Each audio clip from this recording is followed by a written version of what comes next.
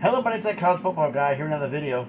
Sorry I didn't put one up yesterday, but I feel like an idiot. Well, first off, my son got sick, so he slipped and fell downstairs. In the living room. I was upstairs, and he screamed. So I ran in after him, ran down. I check on him, and I pulled a Peter. Remember Peter from Family Guy? Yeah, that was me. I caught myself way down, but I wrenched my left knee. No swelling, no nothing like that. I'm hobbling around a little bit. Actually, I can walk just fine. It's just going upstairs sucks right now. But anyway, I've had to say this because people have been bringing me up in comments and DMs about what do I think about the Pac-12 schools? Do I think what's going to think about this? I'm like, guys, do we have to keep doing this realignment stuff? But unfortunately, until the Pac-12 is still alive. The Pac-12 is dead. You have to have 6 Power 5 schools originally from the conference to retain the conference. There's only 4. Sorry, you're not going to keep your Power 5 status. It's over. Let go. Now, the rumor going around, of course, is that, they're going to join the AAC because they have bigger media markets, and it's been on there, and it's a chance for more exposure and everything else. And I'm going like, if the state want to do this, more power to them. But the fact is, I think it'd be the dumbest move they could make. Because, okay, fine. You're going to go and play in Philly. You're going to play in Tulsa. You're going to play all these cities in the American. ESPN is not upgrading the deal. That means you're making $7 million a year till 2031. 2031. 8 years. 7 years after this season. You really want to do that? Or you jump to the Mountain West, you're there for 2 years at $4 million, and they could possibly, and they're going to probably, if you guys join, automatically open up renegotiations to reopen the deal immediately to get you guys more money. And possibly change the up deal for bonus money in the middle of the contract. Redo it as an extension. More money up front and an extension on the contract. They probably would do the same thing and probably have it as a 5-year-old deal, which probably 5-year deal probably ends in 2031. The same time as that deal happens. You're closer to home. It's other things happening. And as for the ACC, Florida State is talking just like someone who just will not shut the hell up. We want to go. We want to go. We don't want to go. We want to go. We want more money. That is absolutely true. They want more money. They feel they bring more money to the dance. They feel they're the ones who help carry the water. Clemson carries the water. You're helping hold the pail. Let's be real about this. But do I think the ACC has a chance to get pillaged? Unfortunately, yes. They're going to have to double the money to get them to stay. Because they're making $32 million a year. You're going to have to get $50 to $60 million a year in order to stay. And the ones who are getting Big Ten, that still wouldn't be enough to keep them. So the ones who have Big Ten invites would still go anyway. So I look at it this way. This is what I've said. Is there a survival scenario for a autonomous conference to still exist? Yes. And I've said this before, but apparently I've got to say it again. Here's the deal. I believe that the following 8 schools will be between the Big Ten, the Big 12, and the SEC be leaving probably, I don't know, as to a timeline, I have no clue. But unless they can double the ACC contract, which the way the money's going right now, I highly doubt it, they're going to be leaving. Especially those going to the Big Ten. I could stay here and make 70, or I can get 100 in the Big Ten and not have to deal with the stupidity. Bye. They're going to be gone. So, and you're not tripling the money. Forget that idea. So, 8 schools I see leaving. Clemson, Florida State, North Carolina, NC State, Miami, Louisville, Pitt, and Virginia. As to who goes where, no. Some people say, well, Virginia Tech is a better football brand, but Virginia's a basketball powerhouse. If the Big Ten doesn't take them, the Big 12 will. Virginia Tech, what basketball in comparison? Virginia's won a national championship recently. They add another one into the fold. Good grief. So, to keep an autonomous status, to keep the conference together, you have to have 6 members still intact. Well, folks, 8 out, leaves 6. Leaves Duke, Wake Forest, let's see, Syracuse, Boston College, Virginia Tech, and Georgia Tech.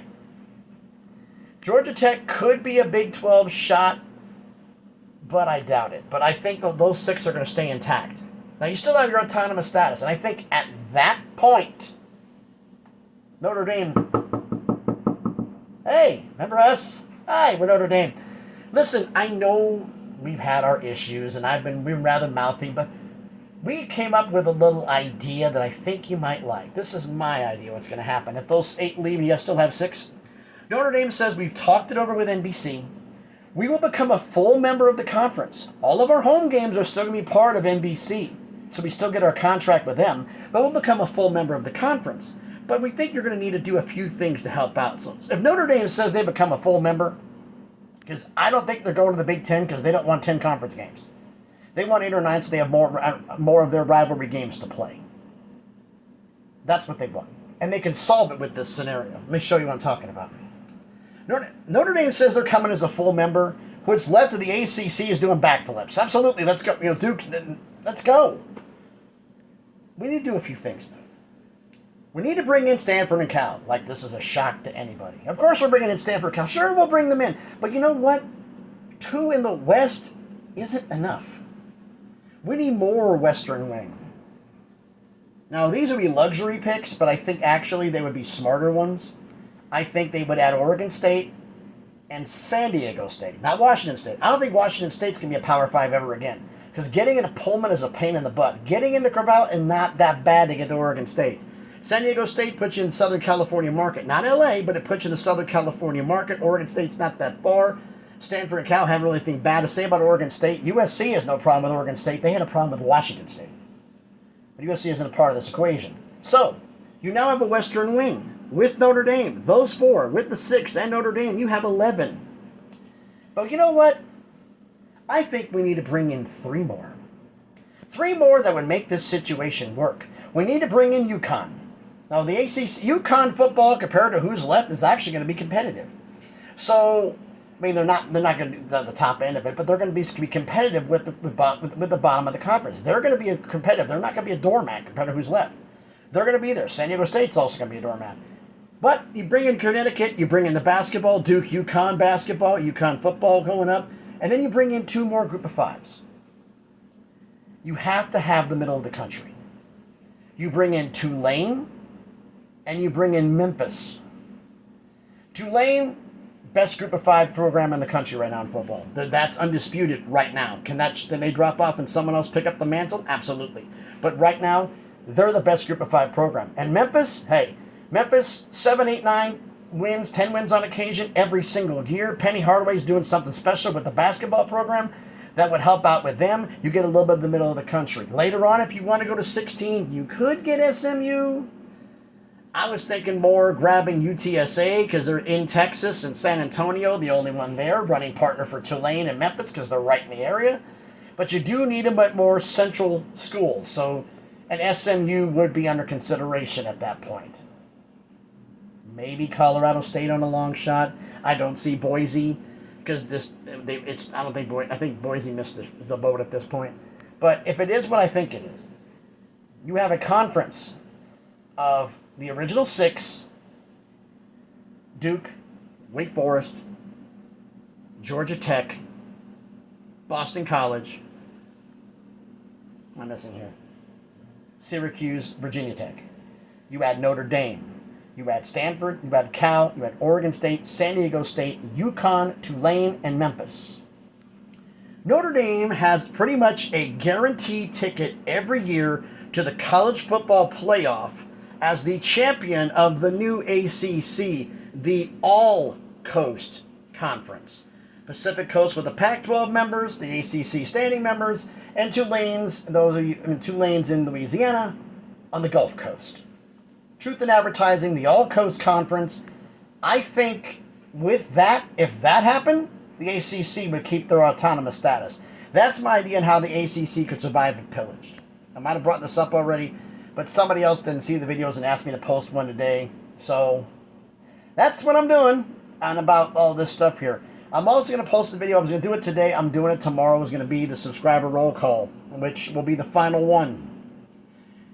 I will close it on Sunday of next week. Whoever's in the subscriber rankings at that point is it. That's it. I will go through the list tomorrow and tell you everybody who it is. So be prepared for that. So tell me what you think about this scenario. Like the Pac-12 schools going to the AAC, money-wise, short-term is good. Long-term, I think it's stupid.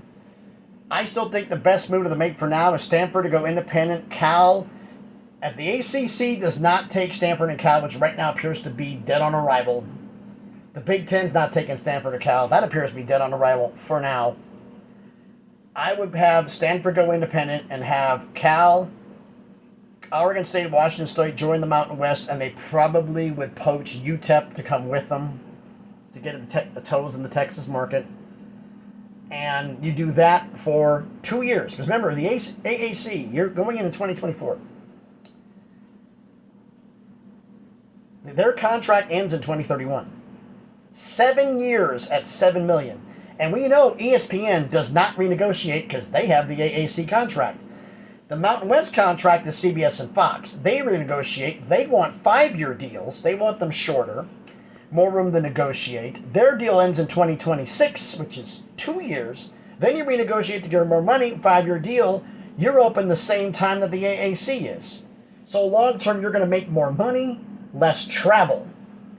Everybody for the Olympic athletes, they stay closer to home. Everybody's thinking football, nobody's thinking about the Olympic athletes. And with the money being so small, the Olympic athletes is what's going to tell the tale on this. I still think they're going to go to Mountain West. If they do the AAC, I wish them luck, but they're going to have a lot of student athletes who are going to transfer out. You go to the Mountain West, they're going to lose some anyway. You go to the AAC, you're going to lose even more. Because the Olympic athletes just won't stand for it. They're not going to... I'm going to travel all the way across the country to play Temple. No offense to Temple, but if you're Stanford arrives to play the Temple Owls. Are you worried? Temple can be better, but right now, no. But why don't you let me know what you think about the idea of the Pac-12's Pac-4, the Pac-4 going to the AAC, or going to the Mountain West? And what do you think of my idea for how the Pac-4, if the ACC does fall apart, how they could keep their autonomous status, how Notre Dame would come in, get their ticket to the playoff, and they would be somewhat decent. 4th best Power 4 conference, but they'd be decent. Let me know what you think about that down in the comments. So thanks everybody for watching the video. If you haven't done it already, please smash the like button, hit the thumbs up. It helps with the algorithm, helps the video be seen by more people. Comment on the video, like I said. Let me know what you think about this, about the Pac-4 going to the AAC, the Pac-4 going to the Mountain West. My idea for how the ACC could survive if eight schools about that leave, which I think is about the right number. May only be 7, but I think it's going to be 8 because that's what it takes supposedly to break the ground rights. And there's all this other legal mumbo-jumbo, which I'm not going to get into right now because I have no clarity on it as of this point. Let me know what you think about all this. And if you haven't done already, please subscribe to the channel. On the way to 500 subscribers, slowly but surely on the crawl up to thousands, we can start actually making some money on this thing. It's going to be microscopic money, but at least it's something. My hope out of this whole channel was maybe I can make enough off of this to pay for some groceries. That was it. Nothing big. But we're getting there. And you're all along for the trip. You're all along for the ride. And I thank each and every one of you that subscribe to the channel. So thank you, everybody, for watching this video. I hope everybody's having a great Sunday. Hope you have a relaxing day. Please be safe and please be good to each other.